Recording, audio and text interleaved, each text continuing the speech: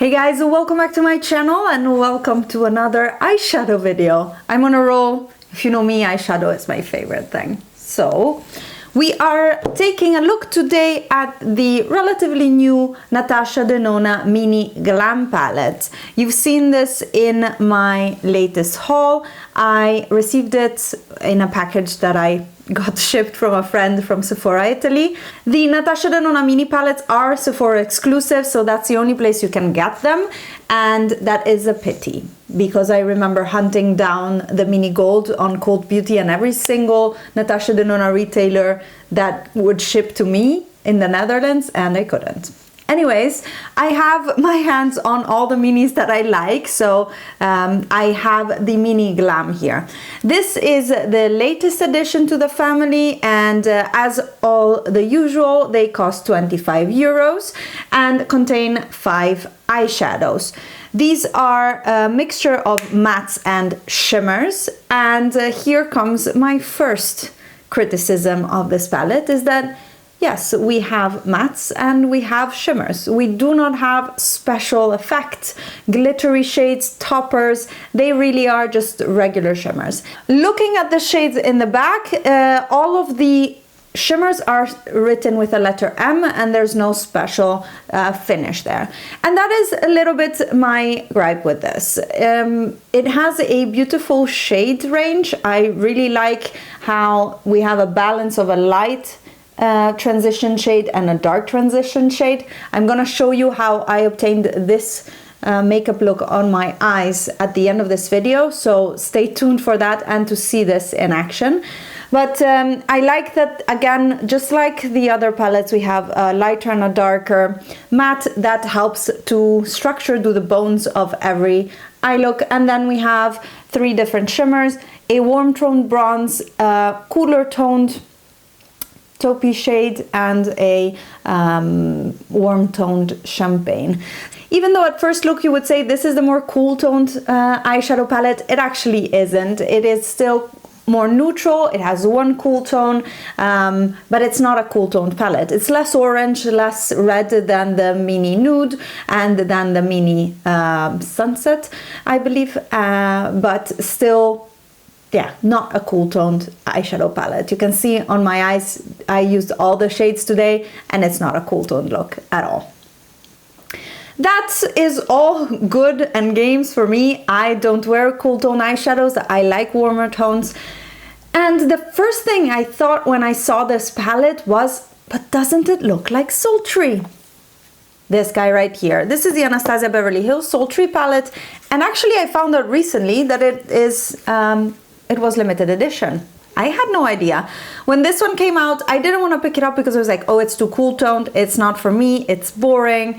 But I touched it in store, and what stole my heart is all these shimmers. These are not just metallics. These are multifaceted, more chunky, a metallic base with some glitter. They are really special and gorgeous. So when I got Natasha Denona, I said, ooh, these look quite similar. Let me swatch them next to each other. So we're gonna do that right now. The first 2 shades I am going to compare are the lightest matte right here and the shade Birch from the Sultry palette. Now these you can see already on my fingers are quite different, and the one in the Natasha Denona palette is a lighter shade and the one in the Sultry palette is a darker, also a bit more orange, whereas the one in the Natasha Denona is a little bit more yellow toned, more of a sandy color. Now you'll see in my tutorial that this one from Natasha Denona actually applies a bit darker. When you would look at it like this, it's like, oh, it's the color of my skin. It applies a little bit darker on the eye. I have it today. It's actually very versatile. I really like the shade. And the Birch shade instead, yeah, it's a little bit darker. So these 2 shades are not even similar to, let's say. The next 2 shades we are going to compare are the darkest brown here. I actually think it's called Harlow, right here, and the shade Dystopian from the Sultry palette. These are both two very dark browns, and they are quite neutral in tone. You can see that the one in the Natasha Denona is a little bit more brown red toned than the one in the Sultry palette. I do think you can build up the one in the Sultry to a darker base, to a darker shade, so you can actually wear it more like a liner, but overall they're quite similar. So these were the mattes. I would say that if you don't have Sultry and you can't get your hands on it, you can definitely achieve a same type of look with these mattes. Now for the shimmers, I'm going to start with the first bronze shade. Let me find the names of these. It's called Golden Flesh. And this is my favorite shade from the Natasha Denona palette. It is a beautiful, it has, yeah, it's like a warm bronze. It has a more warm base with a lighter and a bit cooler toned shimmer on top. It is gorgeous and it is very impactful on the eyes. I have it today on my lid. And within the Sultry palette, there's a few that could look similar. The shade Steampunk is a warmer gold. The shade Cinder is a little bit more on the pink tone maybe, and the shade Teak here is also a nice bronze shade. So let's take a look at those. Here are Steampunk, which you can see is a bit brighter and lighter. Then we have Cinder, which, as I mentioned, is more of a rose gold. And then we have Teak, which is more of a deeper brown. And so you can see that in the end, the idea is similar, but the shades are all different. What I hope you can see also is how more textured the ones in the Anastasia palette are, whereas the one in the Natasha Denona looks much smoother. And I think this brings more versatility for the use of these eyeshadows from Natasha Denona on, for example, not super young eyelids. I can imagine, first of all, myself, I don't have very smooth lids anymore. It's been in the last few years that I've noticed this, and I'm over 30, but I can imagine my mom wanting to use something like this for every day, and these shimmers would not make her eyes look crepier or worse than what they are, and valorize and illuminate as well her eyes with these shades. And this was my favorite shade of the palette. Next up, the middle shade, which is called Anjo. This is a cooler toned, I don't know, it even has a point of green in there. And I'm comparing it to the shade Amber in here, which kind of looks similar in the pan. And here you have them. They are very similar, I think, or similar enough. You can see that maybe the one in the Natasha Denona is a little bit darker, and the one in the Sultry is a little bit warmer still. And these have also a bit different textures, with the Natasha Denona being smoother, and yeah, I also feel it's a little bit more one-dimensional though. I don't know if I can convey this message any different than what I'm trying to say.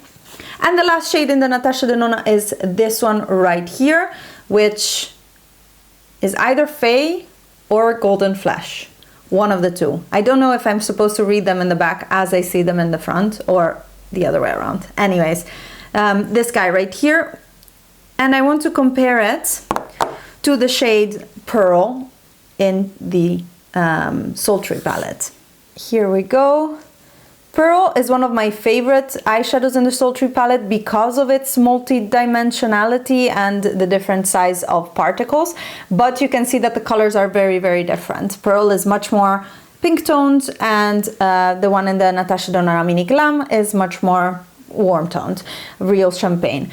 And I do love the shade. I'm wearing it in the inner corner right now, but again, not particularly bright, not particularly textured, not particularly interesting. Like, I have a feeling that I can substitute this with anything else.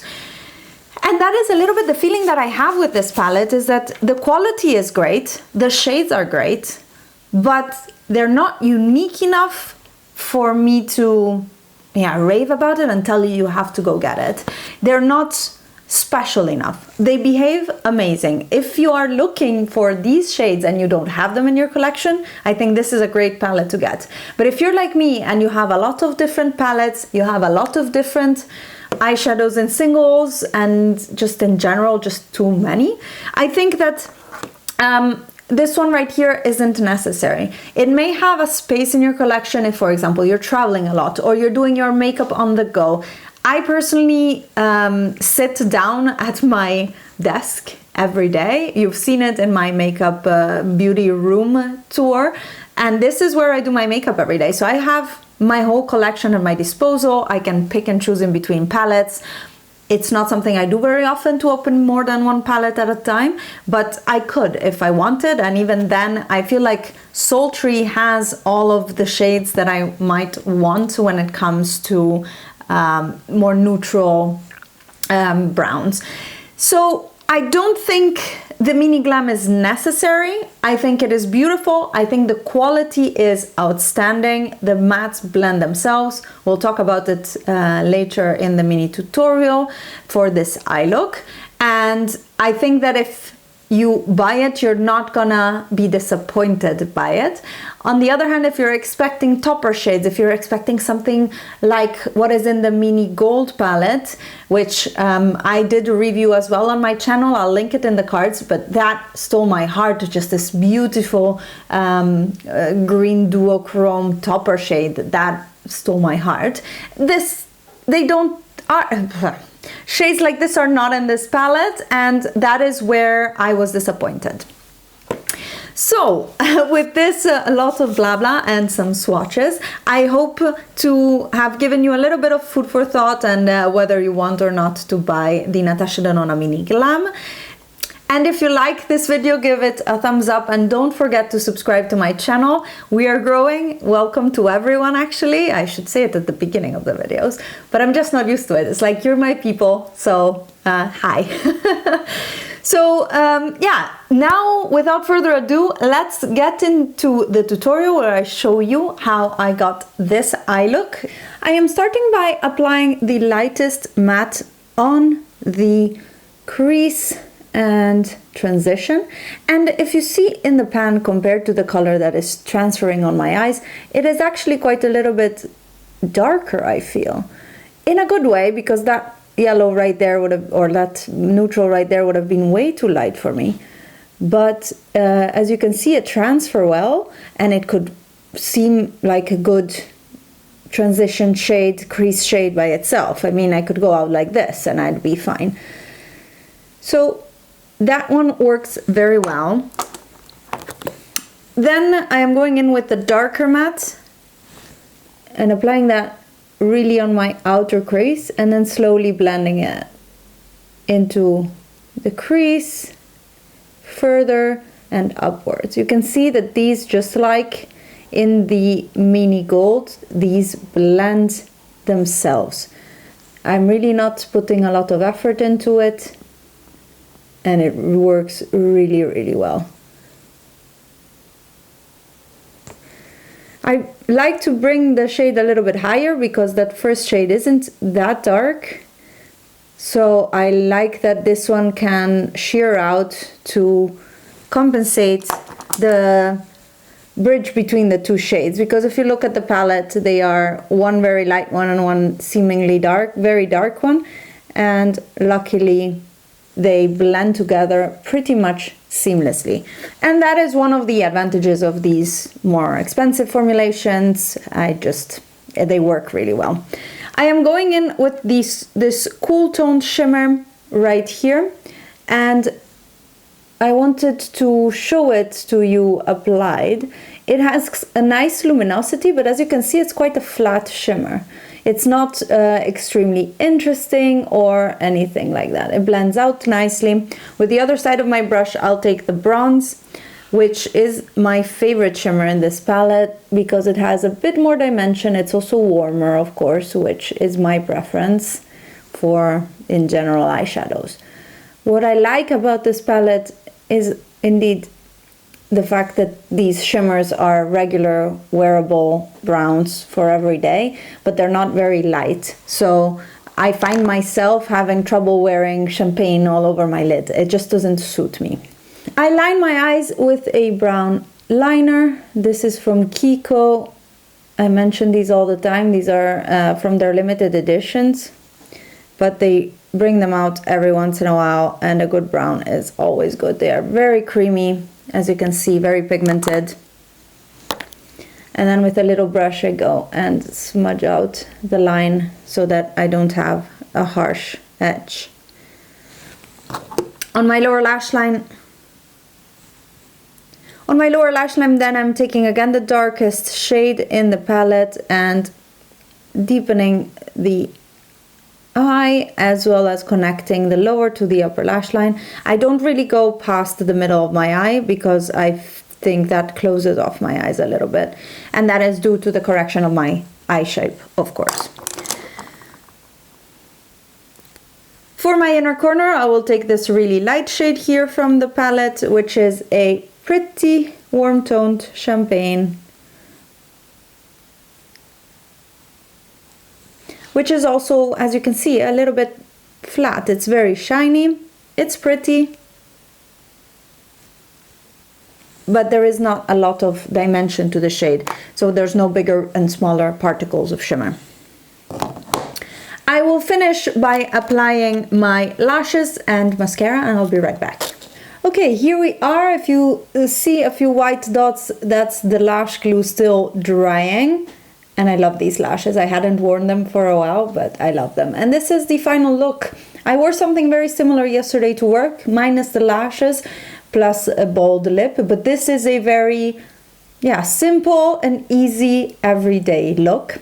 I hope you guys enjoyed this video and this tutorial. Let me know down below what your thoughts are, if you're gonna pick up this palette, or if you prefer the Sultry, or if you have the Sultry.